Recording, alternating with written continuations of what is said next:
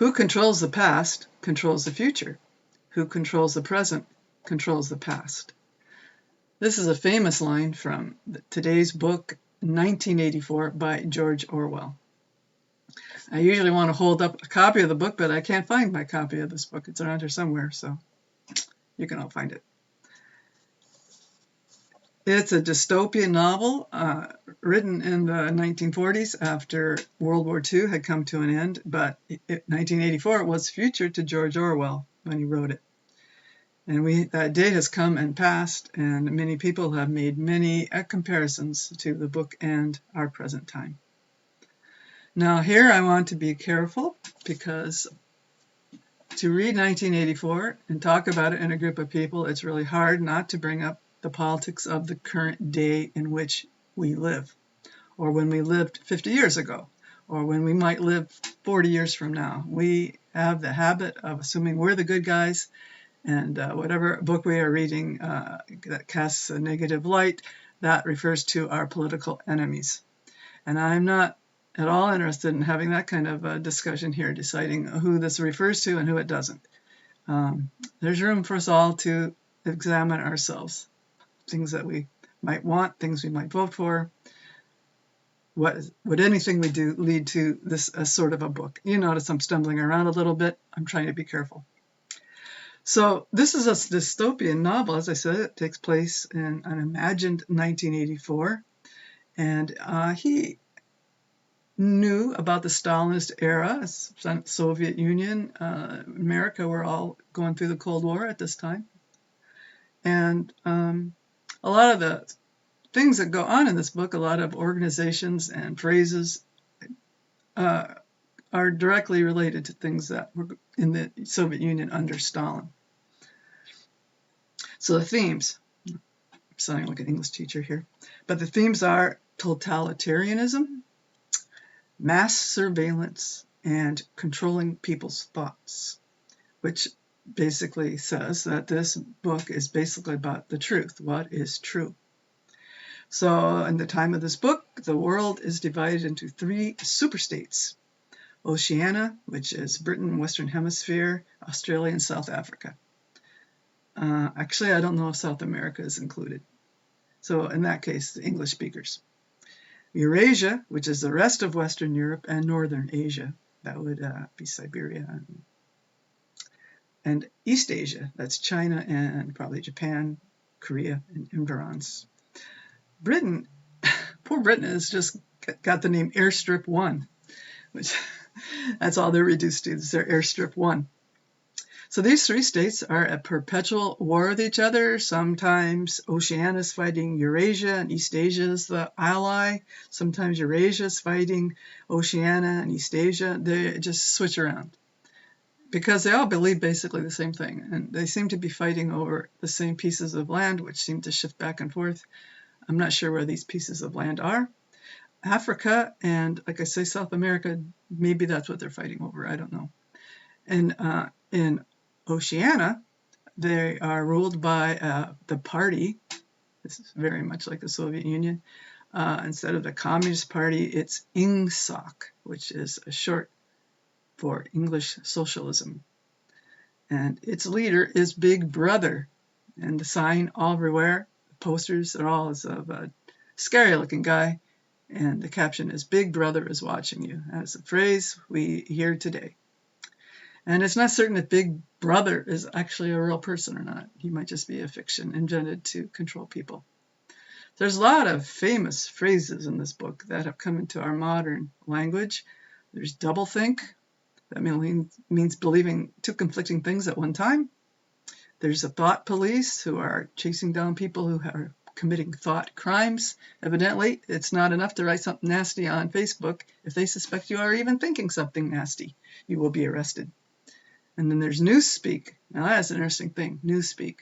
They're trying to invent a new language, shorten the words, get rid of all the words so people have a harder time expressing themselves.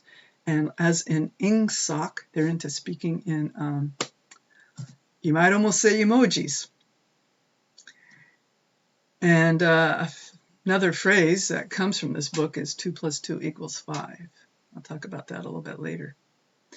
So there's a social structure, despite what totalitarian people want to say, where they want to say everybody's equal, and that's never the truth.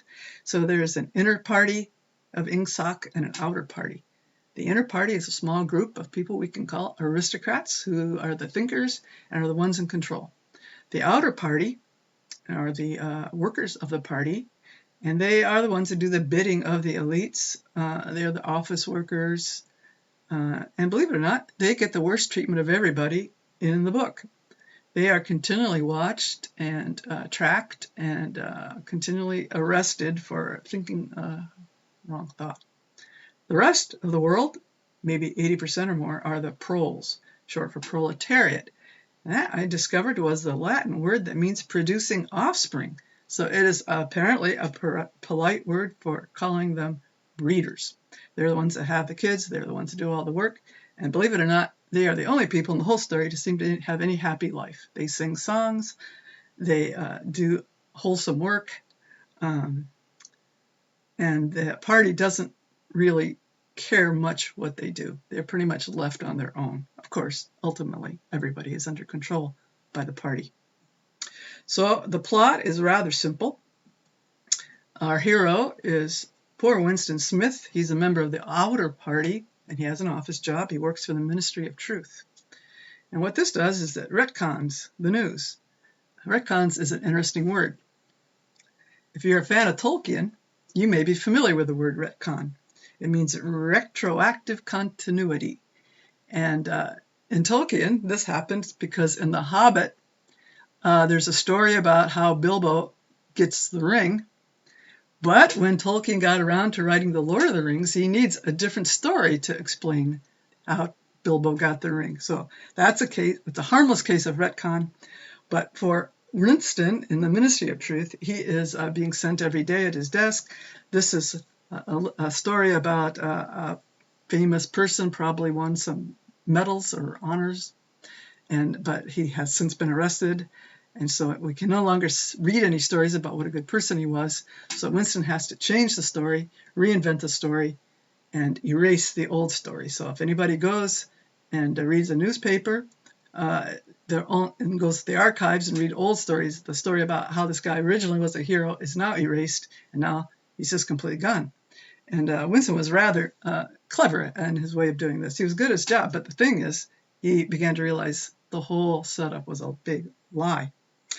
And this is kind of the point of this whole story, what happens if you see through it all. Now, some people are very, well, let's just say, they are bombarded daily by propaganda. And there's these video screens. Now, this is 1949. We're not talking about smart TVs. We're just talking about TVs, video screens. And it plays all the time. You can't turn it off. This happens to be what goes on in North Korea. The poor people who live in North Korea are continually bombarded by propaganda that comes to them through their TV screen, which is in their house, and they cannot turn it off, or so I have heard. Is that true? I don't know. So he sees the results of his own story, you know, like one day there's a story about how so-and-so is a hero, and then the next day there's no story about how so-and-so is a hero. Now, some of the propaganda a lot of it is crop production, the production of boots, all that kind of stuff that people who have 3-year plans and 5-year plans are delight in. None of it's true. Actually, the people are starving. Only the inner party really gets to eat to their satisfaction. They eat fake meat, which makes me think of some of the fake meat that has come into our stores now. Beyond Meat, Imagine Meat, that kind of stuff, which I was always suspicious of myself. So that one of the propagandas is we are the healthiest we've ever been, and they show pictures of these really healthy, really fit young people marching along. But in fact, everyone is sick. Everyone is sickly. And the only people overweight are the proles occasionally. And Winston is pale, sick. He has a chronic cough.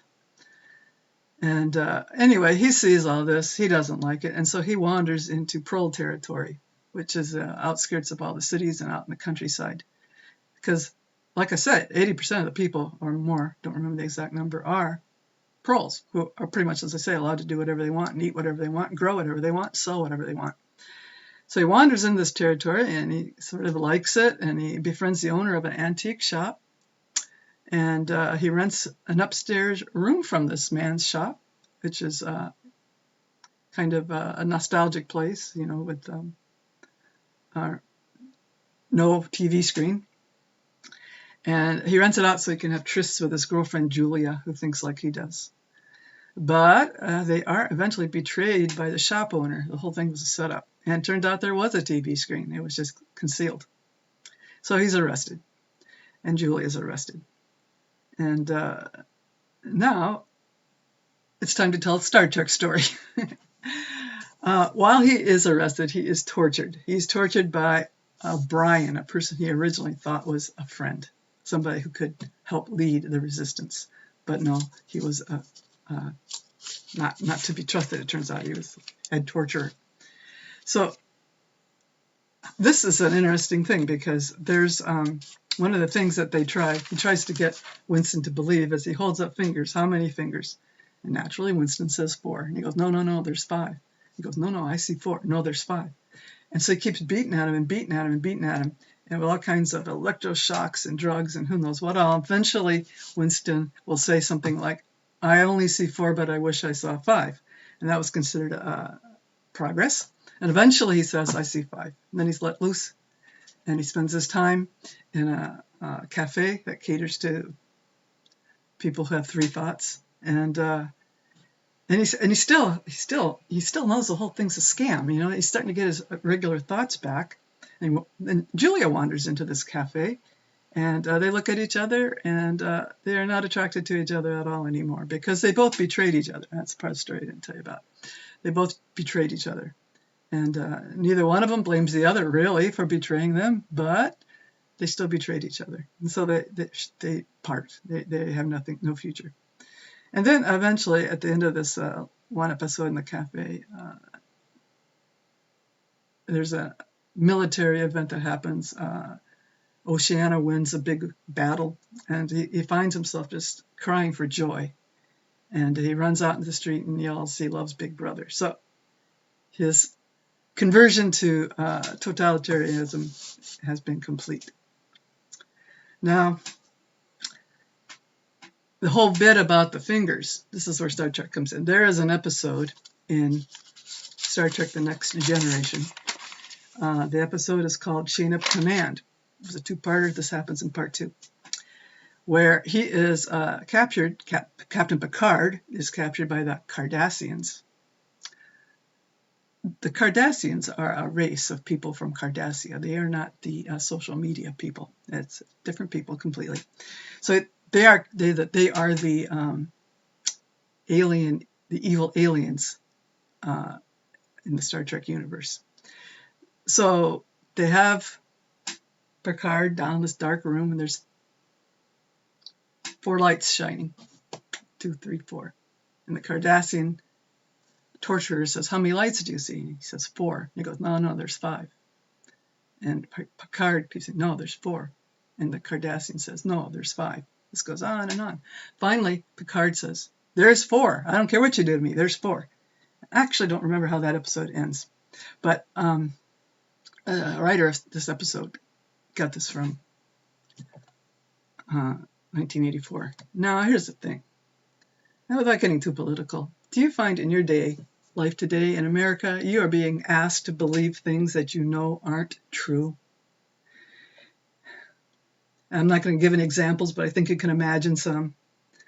And maybe you give in just to be polite, or maybe you are forced to give in because of what's being required of you at your job at work. This is not a good thing, folks. This is called, in the book it is called, 2 + 2 = 5. That's kind of a code word for what has happened. And we don't want to encourage that.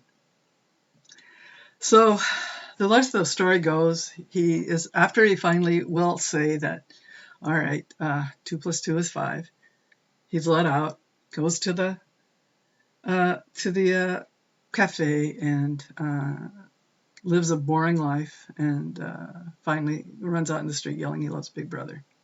So now I'll bring you to the movie. The movie follows very closely the plot of the book, the whole story, and right down to the quotes and quotations. The main character, John Hurt, who plays Winston, who is really a very handsome man, but in this movie, he is looks extremely downtrodden. He looks very gray and thin and scrawny and sickly and very hesitant in what he says. Very good. That's what the people in this world are like. And Richard Burton, in his last screen appearance, plays O'Neill, his torturer, who he originally trusted. So the scenery is dark, grim, bombed out. In the book, it suggests that England, now called Airstrip 1, had a nuclear bomb land on it. And so people, maybe that's one of the reasons they're so sickly. Maybe they're suffering from the effects of radiation poisoning. But this is all in the remote past, and nobody actually remembers that. There are only a very few people alive who even remember the good days, the olden days, and they've been so brainwashed now they don't even really seem to remember it very well. So the movie just depicts a very squalid, depressing landscape. So what do I say about this book? I think it is obviously a cautionary tale, but the characters in this book, I don't know what they could have done really to prevent what happened from happening. Maybe way back when it was all starting to happen, maybe they were scared of nuclear war, and the bad guys took advantage of this and took control. Does that ever happen in the world? Are we ever scared of something, some universal global thing, and people take actions to keep us safe? Did you notice back in the day we used to say have a good day, and now we say stay safe? I don't say that. So I hope I haven't been revealed my personal thoughts too much. As I say, that's not my intent. I will say this, that I think whoever reads this book or watches this movie will get something out of it. What they will get out of it is they will blame their political enemies. They will claim they are just like the bad guys in this book. So I think anybody could read this book and have some moment of triumph where they figure they are on the right side and the other guys are leading us in that direction. I think that's it's what I see on the internet all the time. So this is a grim book, and now it's time to rate it. Did I enjoy reading this book? No, not at all. But it is an important book. I hate it when people say this is an important book, but this is an important book. So one of the things that goes on in this book is continual surveillance. Cameras everywhere, microphones everywhere. That's what we have today. We have cameras everywhere.